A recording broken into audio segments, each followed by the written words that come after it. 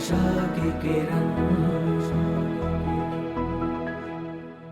આજે માનો કે વ્યક્તિ પરમાત્માની સાથે કોઈ સંબંધ ન ધરાવતા હોય, મંદિરે ન આવતો હોય, પૂજાપાઠ નહીં, ધ્યાન નહીં, માળાની પૂર્ણ અર્થે કોઈ સારું કામે ન કરતો, તેમ છતાં ખૂબ સુખીઓ હોય, બોલતા નહીં, એનો આગલો દાખલો એને અત્યારે ફળીભૂત થઈ રહ્યો છે.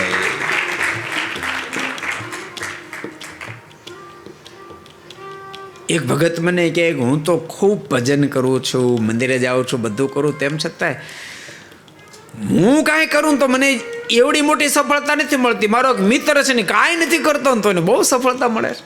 એ તો બધી સફળ ને સફળ જ હોય છે. એને મેં કીધું કોઈ દી અનાજ દળવાની ઘંટી જોઈ છે? મેં કીધું જોઈ ને. તમે સાંભળ, એમાં ઘઉંનો ગાળો ચાલતો ને પછી ઉપર કોઈ જુવાર રેડે ને, ઘઉં પૂરા થાય ને જુવાર નાખે ને તો ઘડીક વાર તો ઘઉંનો જ લોટ આવે, પછી જુવારનો લોટ પ્રારંભ થાય. તારા મિત્રએ આગલા જન્મે ઘઉં નકડા દળ્યા છે એટલે હવે જુવાર દળે, પણ હજી એ આગલા જન્મનો ઘઉંનો લોટ આવે છે. અને તેને કરી આગલા જન્મે જુવાર જ દળી. અત્યારે તે ઘઉં પર રેડ્યા પણ હજી તારો ગાળો જુવારનો ચાલે છે. પછી તારા મિત્રને જુવારનો લોટ સ્ટાર્ટ થશે ને તારે ઘઉંનો લોટ સ્ટાર્ટ થશે. થોડી ધીરજ તો રાખ ભલા માણા.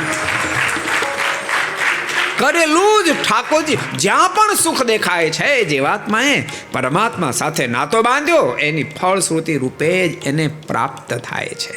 अगर ये वीडियो आपको पसंद आया हो तो लाइक करें और शेयर करना मत भूलिए. सब्सक्राइब करें सरदार कथा चैनल को और बेल आइकॉन पर क्लिक करना मत भूलिए लेटेस्ट वीडियो सबसे पहले पाने के लिए.